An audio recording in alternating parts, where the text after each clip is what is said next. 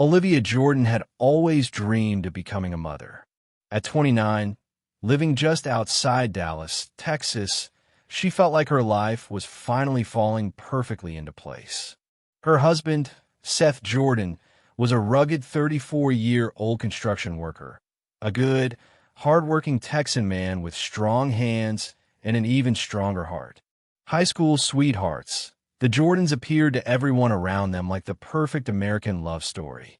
So, when Olivia finally saw 2 pink lines appear on her pregnancy test, her heart nearly exploded with joy. Seth, overwhelmed, broke down crying, cradling Olivia's belly in disbelief. After years of waiting, their dream had finally come true. Immediately, the couple dove headfirst into preparing their home for their new arrival. Seth spent countless weekends painting the nursery walls a soft pastel blue, assembling the crib, and helping Olivia pick out tiny clothes. Friends and family showered them with love, excitement, and congratulations. Everything was perfect, at least at first. But within weeks, Olivia started feeling unusually sick. Morning sickness quickly escalated into daily vomiting, intense dizziness, and stabbing pains that radiated throughout her abdomen. Initially, Olivia brushed it off, telling herself these were normal pregnancy symptoms. She'd read countless articles online reassuring her that every expectant mother experienced discomfort. Yet, her pain kept intensifying, becoming far more severe than any pregnancy guide had warned about. One early morning in April, Olivia woke in agony. A sharp, relentless pain tore through her stomach, forcing her onto the bedroom floor. She cried out, clutching her belly, and Seth jolted awake, panic flooding his face. "Liv, what's wrong?" Seth cried, kneeling by her side. "It hurts. Oh my God, it hurts." Olivia gasped, her voice shaking uncontrollably. Seth gently helped her into the bathroom, guiding her to lean against the sink. "Maybe it's time we saw the doctor again," Seth whispered, his eyes wide with fear. Olivia stared at her reflection, startled by her ghostly pale face. She knew deep down something was terribly wrong, but refused to believe her worst fears. As the days passed, the bizarre symptoms worsened dramatically. Olivia began feeling strange movements inside her stomach. They were violent, erratic, not gentle kicks from an unborn baby, but sharp, terrifying jabs that seemed to claw their way through her insides. Night after night, the agony kept her awake, drenched in cold sweat, fighting tears. Seth did his best to stay calm for Olivia's sake, but worry consumed him. Each glance at Olivia's swelling stomach brought a wave of anxiety, though he always managed to mask it behind a forced smile. Olivia noticed his fear, despite his attempts to hide it. Yet, she desperately clung to the hope that this nightmare was temporary. Then, late one night, Olivia woke up in agony far worse than before. Her body felt like it was being ripped apart from the inside. The pain was so excruciating, she couldn't even scream. Frantically, she tried shaking Seth awake, but he lay motionless, lost in sleep. Terrified, Olivia looked down at her stomach. Through the darkness, her heart stopped as she swore she could see her skin rippling, as if something inside was crawling beneath the surface. She lay frozen, paralyzed by fear, until the sun finally rose. Olivia begged Seth to take her to the doctor immediately. Seeing the panic etched into her face, Seth wasted no time. They drove silently to their OB/GYN's office, where Dr. Layla Reynolds had cared for Olivia since the beginning. "Are you all right, Mrs. Jordan?" the receptionist asked gently, noticing Olivia's visibly trembling hands. "I honestly don't know," Olivia whispered, tears filling her eyes. "Something is horribly wrong." Minutes later, Olivia sat rigidly on the examination table, gripping the sides so tightly her knuckles turned white. Seth stood close, placing a reassuring hand on her shoulder, though his breathing was tense and uneven. Dr. Reynolds stepped inside, her familiar reassuring smile offering brief comfort. Yet her expression soon shifted to concern as she noted Olivia's distress. "Let's take a look, Olivia," she said softly, reaching for the ultrasound probe. Olivia closed her eyes, forcing herself to take deep breaths as the cold gel spread across her skin. But every touch from the doctor felt like knives digging into her belly. Suddenly, Dr. Reynolds stopped abruptly, her breath catching in her throat. Olivia's heart began to pound wildly. She opened her eyes and stared at the doctor's face, watching it drain of all color. Dr. Reynolds' mouth fell open, her eyes widening in absolute shock. "Oh my God," the doctor whispered, her voice trembling. "What is it?" Seth's voice cracked, his face twisted in anguish. Dr. Reynolds shook her head slowly, her hands visibly trembling. I need to check something again," she murmured, attempting to hide her panic. But the dread in her voice was undeniable. Olivia forced herself upright, desperately staring at the ultrasound monitor. Her heart skipped several beats at the grotesque image staring back at her. No comforting silhouette of an unborn child, but a dark, writhing mass. Her entire body went ice cold. "Doctor, please tell me what's happening," Olivia begged, her voice cracking with terror. Dr. Reynolds stood frozen, unable to find words. Olivia looked again at the monitor, heart stopping as the shadowy mass inside her moved violently, twisting and convulsing like a living nightmare. Suddenly, Olivia doubled over in agony again, gripping her stomach. As she cried out, something horrifying happened. A tiny tear appeared in the skin of her swollen belly, oozing thick, dark fluid. Olivia stared in disbelief, screaming in terror. "Oh my God, what is that?" Seth shouted, stumbling backward as the horrific smell filled the room, a foul, rotting odor that made Olivia gag violently. Dr. Reynolds gasped, stepping closer to inspect the grotesque wound. She froze again, horror etched deeply into her face. "Oh God, Olivia," she whispered, her voice shaking uncontrollably. It's maggots. Your belly, it's full of maggots." Time stood still. Olivia's vision blurred, her world spiraling into madness. Seth fell to his knees, clutching his head in utter disbelief, tears streaming down his face. The life they dreamed of shattered instantly. The baby they had longed for was never there. Only something unimaginable, something monstrous. And the worst part was still yet to come. Chaos erupted inside Dr. Reynolds' examination room. Nurses rushed in, covering their mouths, gasping in horror at the grotesque sight of maggots crawling out of Olivia Jordan's torn belly. Olivia's screams echoed through the halls of the small OB/GYN clinic, reverberating with raw, primal terror. "Oh my God, get an ambulance here now." Dr. Reynolds shouted desperately, frantically trying to maintain control. She quickly grabbed surgical gauze, pressing it firmly against the wound in a futile attempt to stop the bleeding and slow the tide of writhing insects. Olivia, pale and shaking uncontrollably, stared down at her stomach in disbelief. Tears streamed down her face as her husband, Seth, stood paralyzed in shock, his body trembling, eyes frozen wide in horror. Within minutes, the sound of sirens filled the air. Paramedics burst into the clinic, immediately stunned by the macabre scene before them.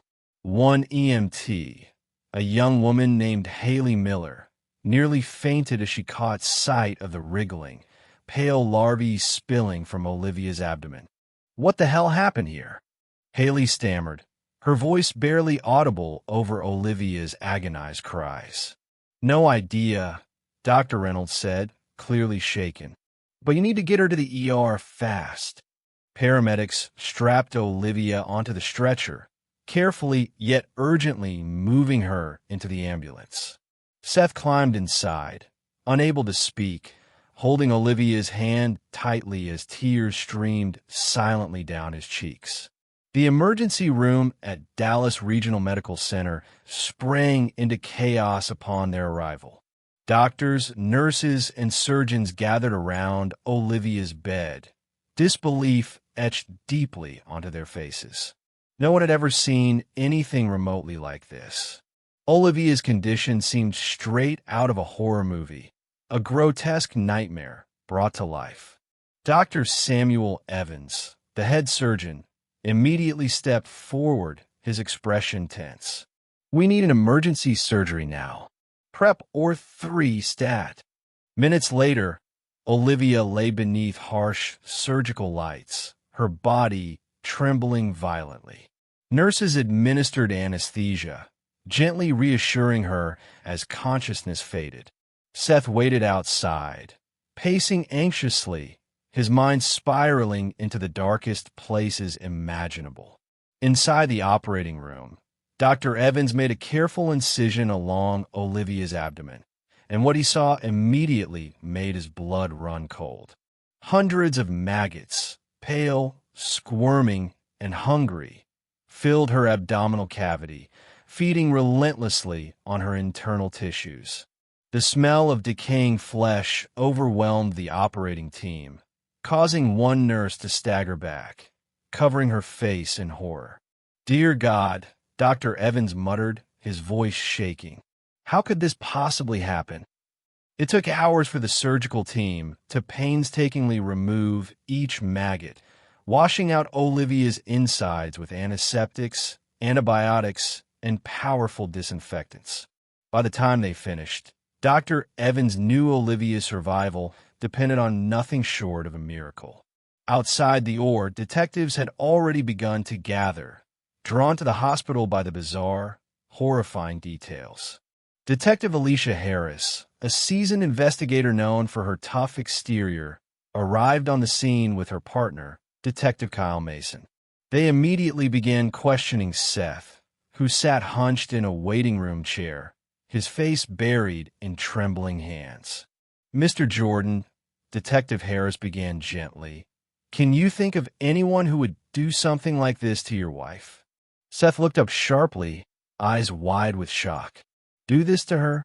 What do you mean? You think someone did this on purpose?" "Honestly, we don't know," Harris replied cautiously. "But this isn't natural. Has anyone threatened you or Olivia recently? Any disputes, fights, enemies?" "No, we're just normal people." Seth's voice broke, desperation clear in his eyes. "We don't have enemies. We don't have drama. My God, why would someone hurt Olivia?" Detective Mason took a deep breath, studying Seth's expression closely. "What about you, Seth?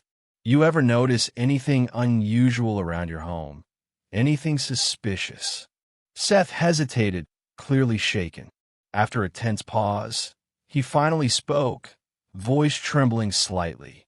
Maybe I didn't notice something strange. About 3 weeks ago, I noticed these weird insects, flies, buzzing around the kitchen. I thought nothing of it at first, figured it was just Texas heat bringing them indoors.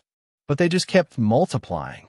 Detective Harris exchanged a quick, knowing glance with her partner. "Did you notice anything else? Anything unusual with Olivia's food or drinks?" Seth's face drained of color. "I don't know. I cook sometimes, but Olivia's mostly been preparing her own meals lately. She said certain foods made her nauseous. She's been craving odd things." "What kind of odd things?" Harris pressed gently. "Like meat. Raw meat," Seth whispered, visibly repulsed by his own words. "She never ate like that before. She started preparing raw steaks almost every day, saying it was a pregnancy craving. It made me uncomfortable, but what could I say? I thought her hormones were just acting strange." Detective Harris nodded solemnly, writing notes in her small black notebook. Something clearly wasn't adding up, and Harris sensed that Seth himself didn't fully understand what was happening around him. They needed to dig deeper fast. The operating room doors swung open abruptly. Dr. Evans emerged, his surgical scrubs stained and sweat-covered. Seth rushed toward him, desperate for answers. "Doctor, how's Olivia? Did she make it?" "She's alive," Dr. Evans replied gravely, pausing carefully. "But she's in critical condition. The infection was extremely severe, and she lost a significant portion of her internal organs to the infestation." "Infestation?" Seth echoed numbly. Horror etched deep into his eyes. "Yes," Dr. Evans continued. "The maggots were intentionally placed there, most likely through ingestion. There's simply no other explanation." Seth staggered back, stunned into silence. Detective Harris watched closely, her mind already working overtime. Someone had deliberately done this to Olivia. Someone close, someone who had regular access to her food, her drinks, her body. And right now, Seth himself appeared suspiciously close to the center of the horror. Back in Olivia's hospital room, nurses quietly tended to her, gently wiping sweat from her forehead. Olivia's breathing was shallow, uneven. A heartbeat monitor beeped weakly beside her. But deep beneath the sedatives, Olivia's mind raced with dark, confused images, visions of raw meat, flies buzzing aggressively, and Seth's quiet presence always hovering, smiling at her strangely, almost menacingly. Outside, Detective Harris quietly motioned to her partner. "We need a warrant. Something's deeply wrong inside their house, and we're going to find out exactly what is." Seth remained oblivious to their suspicions, his mind trapped in an endless loop of guilt, terror, and confusion. But Detective Harris felt a growing certainty. The monstrous crime committed against Olivia Jordan was only the beginning. This twisted nightmare was far from over. Detective Alicia Harris had been on the force for over 18 years. She'd seen mutilations, cartel executions, even the aftermath of a church bombing. But what had happened to Olivia Jordan? This was different. This was personal, intentional, and deeply, deeply sick. By the time Harris and her partner, Kyle Mason, got the warrant to search the Jordan household, Olivia was still unconscious in the ICU. Meanwhile, Seth Jordan sat in a plastic hospital chair, his hands still bloodstained from the day before, staring into the void. He hadn't asked for a lawyer. He hadn't slept. He hadn't cried again. But something about his stillness disturbed Harris more than if he'd been flailing, screaming, or running. Back at the Jordan house, the search team moved quickly. It was a modest two-bedroom home, clean, tastefully decorated, baby items stacked neatly in the corner of the living room. Unopened diapers, tiny onesies, a rocking chair. A white noise machine still hummed faintly in the nursery. Everything was normal, until it wasn't. "Detective," one of the officers called out from the kitchen. You're going to want to see this." Harris stepped in. On the counter sat a sealed Tupperware container. Inside, a thick, raw steak soaked in some kind of dark liquid, brown, but with a greenish sheen. Next to it, a small dropper bottle marked only with a faded biohazard symbol. No label. No instructions. They opened the fridge. Inside were 3 more steaks, uncooked, unwrapped, and rotting. The stench hit them like a wave. Harris's stomach turned. She covered her nose, motioning to Mason to collect the samples for forensics. It wasn't just the food. It was the trash can, filled with styrofoam meat trays, stained napkins, and something worse. A small bag of what looked like larvae. Still alive. "Jesus Christ," Mason muttered. Upstairs in the master bathroom, officers found something even more chilling. A set of syringes, neatly packed in a toiletry bag. Nearby, tucked under the sink, was a folder labeled Tissue Growth Protocols. Inside were printouts, scientific papers, diagrams, and handwritten notes, all centered around necrobiosis, bioflesh, and controlled parasitic incubation. Detective Harris stared at the papers, her skin crawling. This wasn't random. This wasn't a foodborne accident or simple neglect. This was planned, and whoever planned it had done their research. Back at the hospital, Seth finally broke his silence. "I never heard her," he whispered. Detective Mason sat across from him, voice low and steady. "No one's accusing you. Yet. But we need to understand how your wife ended up with maggots growing inside her abdominal cavity." "I didn't do this," Seth said, eyes hollow. "I don't even know what this is." "You cooked her meals," Mason pressed. "Not all of them," Seth replied quickly. "She started doing it herself. Said she wanted control over what she ate. Said the baby needed it." "Control?" Mason raised an eyebrow. "Yeah. She became obsessed with certain foods. Raw red meat, bone marrow, organ cuts, things she never touched before. You ever see where she got it from?" Seth hesitated. "Sometimes she'd go to this weird butcher shop off Jefferson Street. Place had no sign. Cash only. She said it was all natural, hormone-free. And you never thought that was odd?" Seth looked up, tired. Everything felt odd the past 2 months. Mason leaned forward. "Tell me about the flies." Seth flinched. "I didn't think much of them at first. I noticed them in the kitchen, then in the bathroom. Then I started seeing them in the bedroom, crawling on her clothes, buzzing around her when she slept. And she never noticed?" "She did, but she said they were just part of pregnancy, that her scent had changed, that they were attracted to life." Mason blinked. "She said that?" Seth nodded slowly. "She said she could feel something thriving inside her, growing, feeding." There was a long pause, and then Seth whispered, "I thought she was talking about the baby."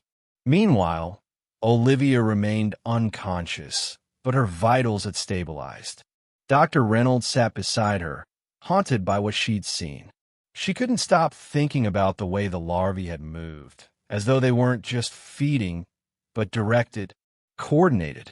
It was unnatural. She checked her notes again. Olivia's blood work had shown the presence of several foreign compounds, one of which was a synthetic enzyme designed to deactivate immune response. It wasn't something you'd find in household products. It was lab-grade, experimental. Someone had prepared Olivia's body to become an incubator, not for a baby, but for something else. The forensics report arrived 3 days later. The larvae retrieved from Olivia's body were identified as Cochleomia hominivirax, commonly known as the New World screwworm, a parasitic species that feeds on live flesh. It had been eradicated from the U.S. decades ago, except now it wasn't. The meat samples in the Jordan fridge, all contaminated with the eggs of the same parasite. The dropper bottle contained a growth accelerant compound not approved by the FDA, likely smuggled or synthesized. The case had officially escalated from a medical anomaly to a full-blown biological crime. Later that evening, Detective Harris sat across from Seth again, this time with a folder from the bathroom in front of her. "Recognize this?" Seth stared at it, blinking. "My God," he whispered. "That's Olivia's handwriting. You're saying she wrote this?" "She must have. I didn't know she was into any of this." "You're sure?" Seth looked at her, eyes wide with disbelief. "You think she did this to herself?" Harris didn't answer. Not yet.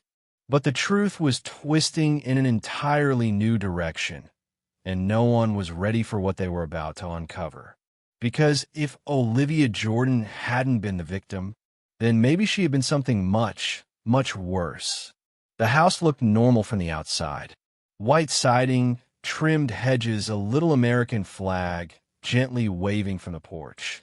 A children's wind chime jingled in the backyard.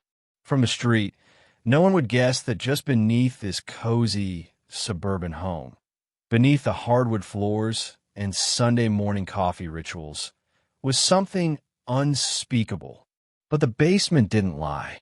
When Detective Alicia Harris returned to the Jordan house, She brought with her a forensic entomologist, a biohazard team, and a locksmith because, according to Seth Jordan, he didn't even know they had a basement door, which turned out to be half true. The access was hidden behind the washer and dryer unit in the laundry room, cleverly covered by drywall and painted to match the wall. Whoever designed it wanted it forgotten. Until now, it took almost an hour to get the concealed door open. When they finally pried it loose, a gust of cold, foul-smelling air greeted them, thick with decay, metallic rot, and something that smelled almost sweet. Sickly sweet. The stairs creaked with every step.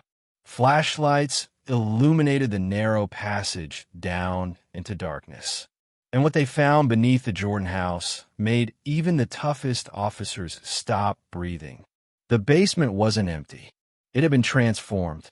Steel tables, surgical lighting rigs, sealed specimen jars. There were vials labeled with strange symbols and codes. One section of the room was lined with shelves containing decaying meat in various stages of decomposition, some labeled with dates, others with initials. In the far corner, an incubator hummed quietly, still powered. Inside, a tray of twitching, pale larvae, alive and thriving. "What the actual F?" one officer whispered, covering his mouth. Against one wall was a whiteboard covered in diagrams, organ sketches, and a series of bullet points that chilled everyone who read them. Stage I, ingestion. Stage 2, inflammation. Stage 3, hollowing. Stage 4, occupation. Stage V, birth. There were even photos, printed and pinned. Photos of Olivia, sleeping, cooking, smiling. And one image, taken from overhead, of her lying in bed with her shirt pulled up, her belly exposed and marked with dotted black lines like a surgical guide. "Jesus Christ," Harris whispered. But that wasn't the worst of it.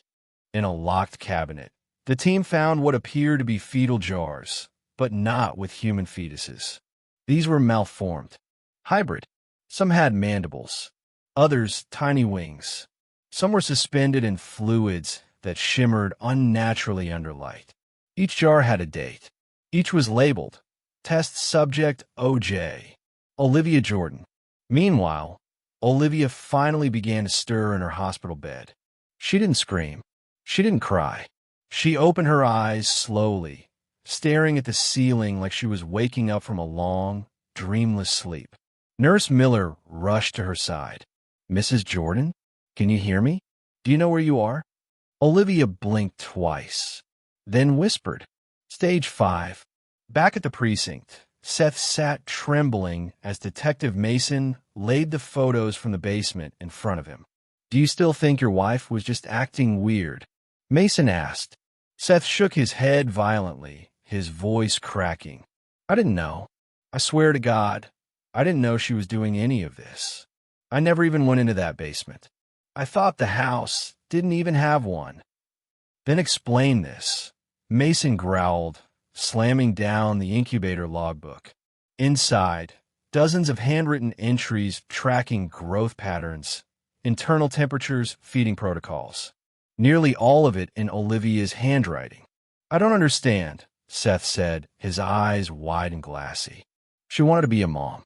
She wanted a baby more than anything in the world." Mason leaned in. What if she didn't want a baby? What if she wanted a host? Hospital security cameras caught what happened next. At 3:47 a.m., Olivia Jordan, still technically under medical supervision, unclipped her IVs, slid out of her bed, and calmly walked down the hallway in her hospital gown. Her face was blank, her eyes eerily calm.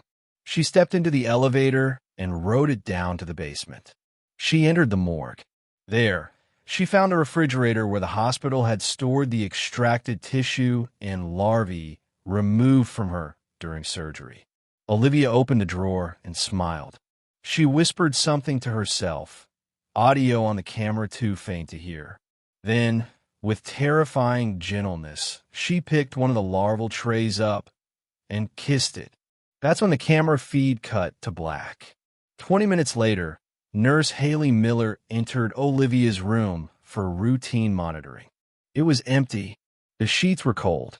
The window was open, and the floor beneath the bed was streaked with something viscous, milky white with thin strands of blood, like something hatched. The hospital went into lockdown, but Olivia Jordan was gone, vanished. The next morning, Detective Harris stood in the Jordan basement again, staring at the wall of handwritten notes. She ran her fingers across a single line, written in capital red letters. "We are not alone in the womb." She didn't know what it meant, but she knew the world was about to find out, because one jar was missing, and so was Olivia. They thought Olivia Jordan was dead, or, at the very least, dying. No one, not the surgeons, not her husband, not even the seasoned detectives, believe a woman who had been surgically gutted of parasites, pumped full of morphine, and left with half a functioning digestive system could simply stand up and walk out of a hospital. But she did, and now she was somewhere out there. Worse, she wasn't alone. 3 days after Olivia vanished from Dallas Regional Medical Center, a 911 call came in from a cattle farm 40 miles west of town. A rancher named Jed Hargrove had found 6 of his cows dead and rotting, their stomachs split open from the inside. At first, the sheriff thought it was coyotes, until they flipped one of the corpses over. The inside wasn't eaten. It was hollowed, clean, precise, and filled with hundreds of squirming maggots, all writhing in the soft dirt below, as if they'd burst out in a single coordinated wave. The sheriff called the State Agricultural Board.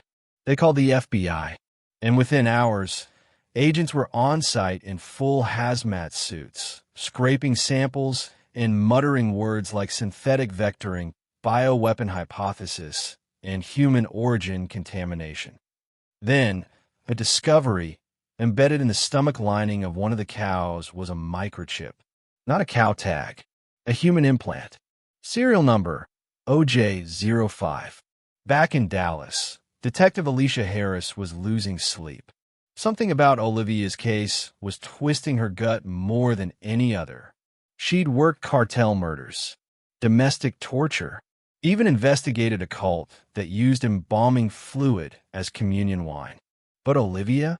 This was something else. Something primal. Something evolutionary. The more she read through the notes from the basement, the diagrams, the stages, the test logs, the more she felt the icy grip of something ancient and alien slithering under her skin. Olivia hadn't been made into something. She had become something. Forensic biologist Dr. Isaac Poe reviewed the tissue samples taken from Olivia during surgery. His report was stamped classified and delivered in person. But Harris demanded the truth. "What were we looking at, Dr. Poe?" she asked, arms folded, jaw tight. Poe looked like he hadn't slept in days. "Detective, the tissue we pulled out of Olivia, it wasn't just human flesh. It wasn't just parasite nests either." "Then what was it?" Poe paused, swallowed. "It was organized. Organized, like an organ system. A living one. Synthetic muscle wrapped around live tissue.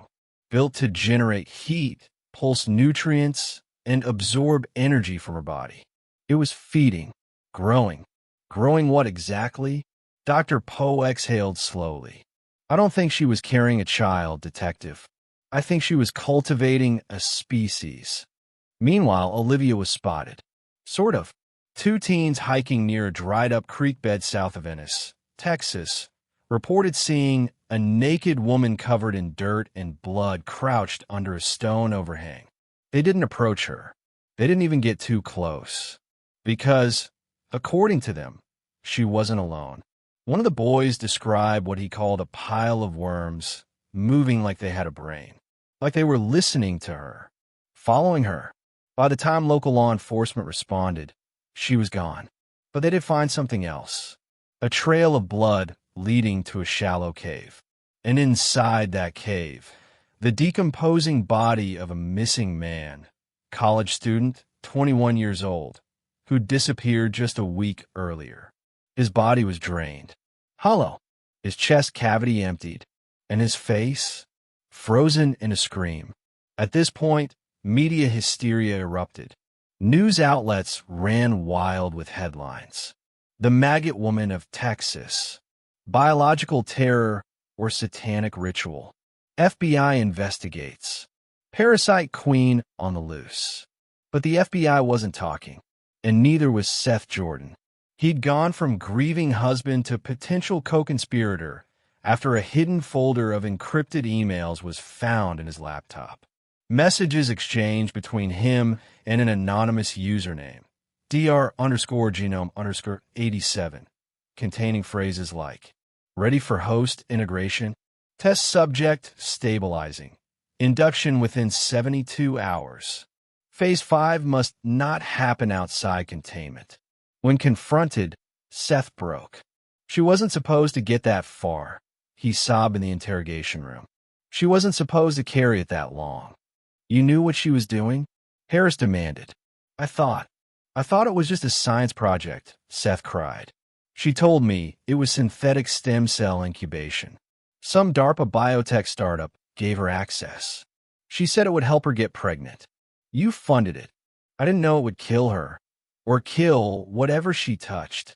Harris leaned in close. What did she tell you about Phase 5? Seth's eyes filled with tears. He looked her dead in the eye. She said that's when it starts looking back. Later that week, a nurse in a Houston ER quit her job after a young woman, heavily pregnant and unresponsive, was brought in during a thunderstorm. The baby wasn't kicking, but the belly was still moving.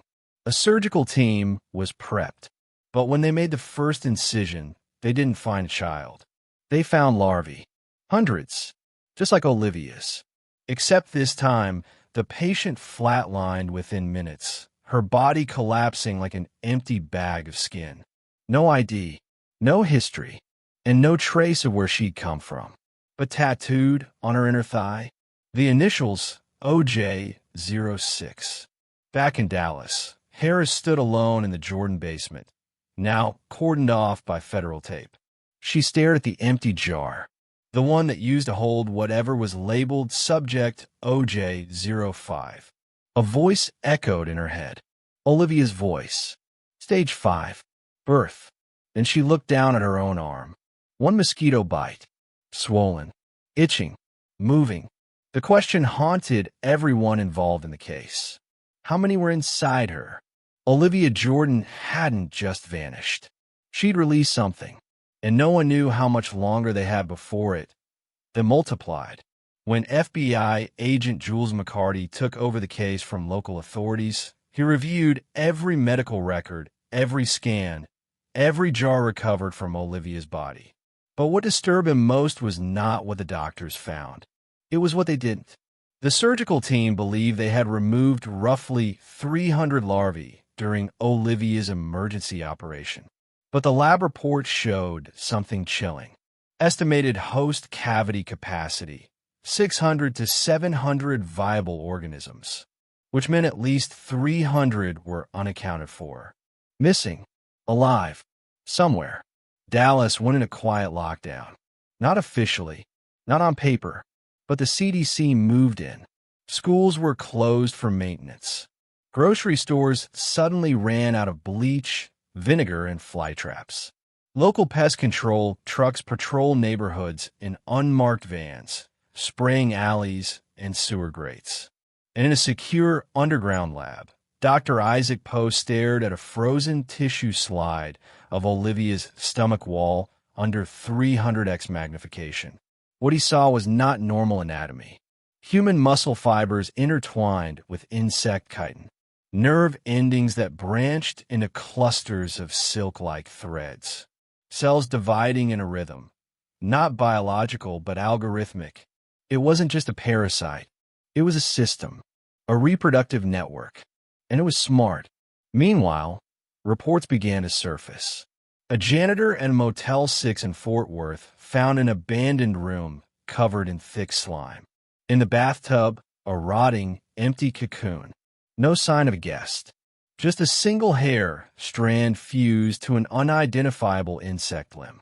A gas station clerk 2 counties over quit after discovering what he thought was a stillborn animal behind the dumpster, until it blinked. And the worst? A funeral home in Lubbock received a body for cremation. Woman, mid-30s, no family. Cause of death listed as hemorrhagic collapse. But before they started the furnace, something burst from her abdominal cavity. The mortician had a heart attack. His assistant is now in a psychiatric facility. The body?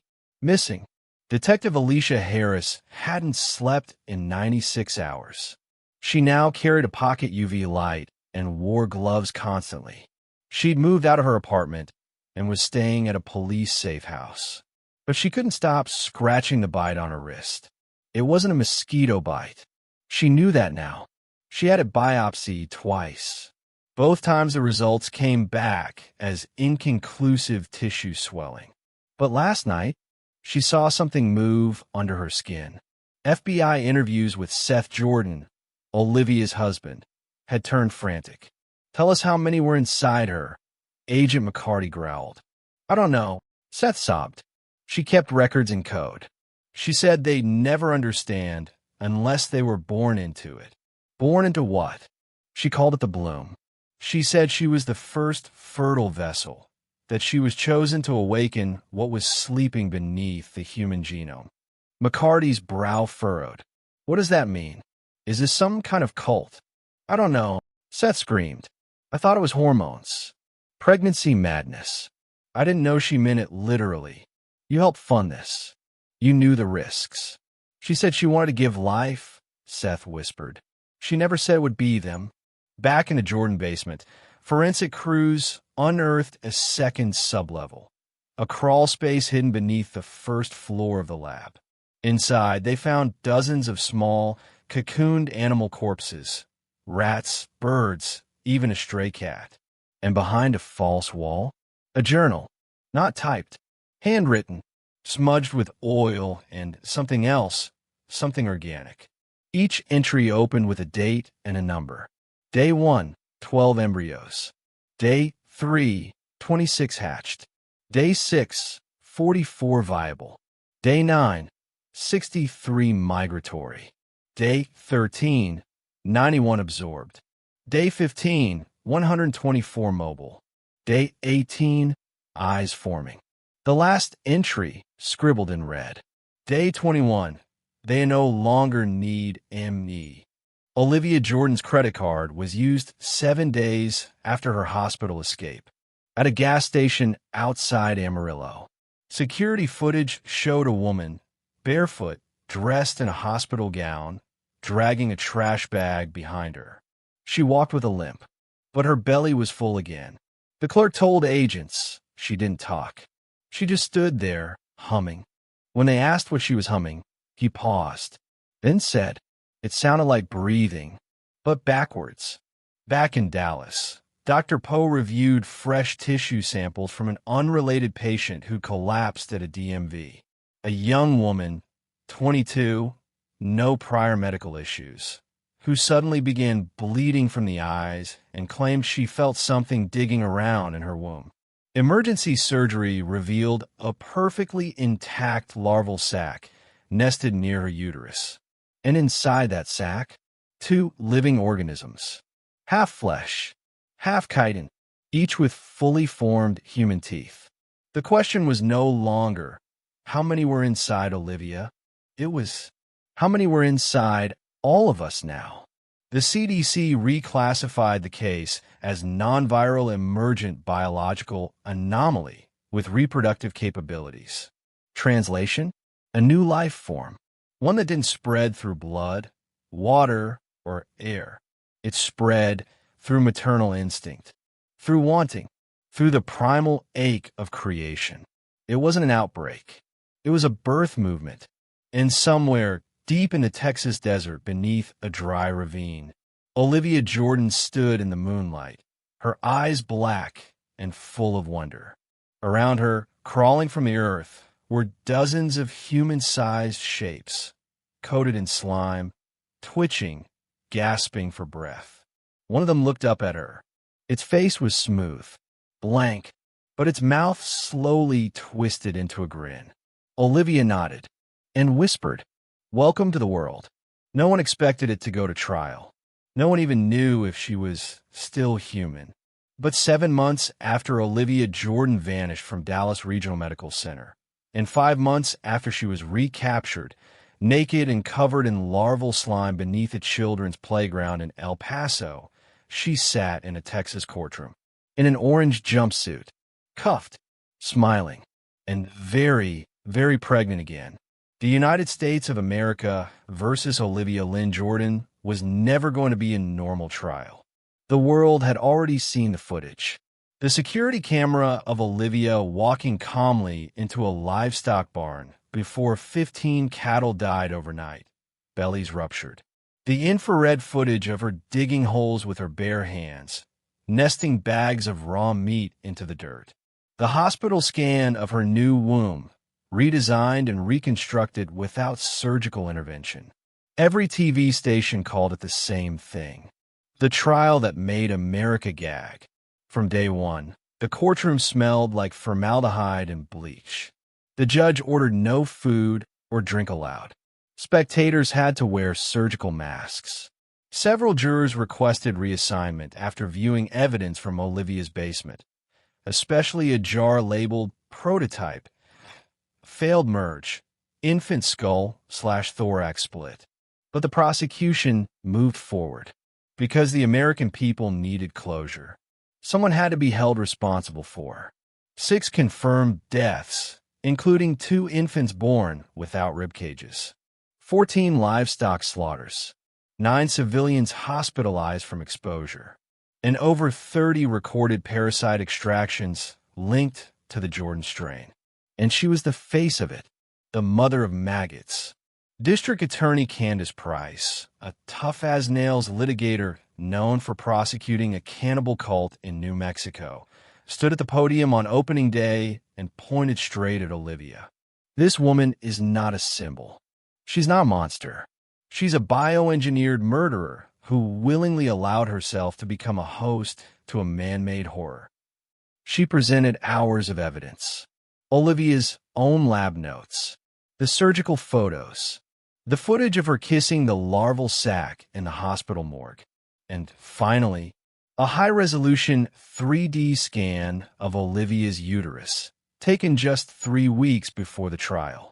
Inside was a fully formed organism, roughly the size of a human infant, except it had 4 arms, and what appeared to be compound eyes. The court gasped. One juror vomited in her seat. The defense, led by civil rights attorney Devin Hightower, argued something radical. Olivia Jordan is not guilty because Olivia Jordan is no longer Olivia Jordan. She is not legally competent, not biologically, not cognitively, not constitutionally. He presented medical testimony stating Olivia's DNA had shifted 13% since her first surgery, that her immune system now functioned more like a hive colony than an individual human, that her reproductive organs had become modular and programmable, that her brainwaves were asynchronous, overlapping with larval resonance. Translation: she was by every clinical standard no longer human. And if she wasn't human, could she be charged under human law? Day 9 of the trial. The fetus inside Olivia moved during court. The bailiff fainted. The judge called recess. 2 members of the press ran screaming from the gallery. Footage of the moment went viral. A slow bulge rolled across Olivia's belly under the jumpsuit, and she smiled like a mother feeling her baby kick.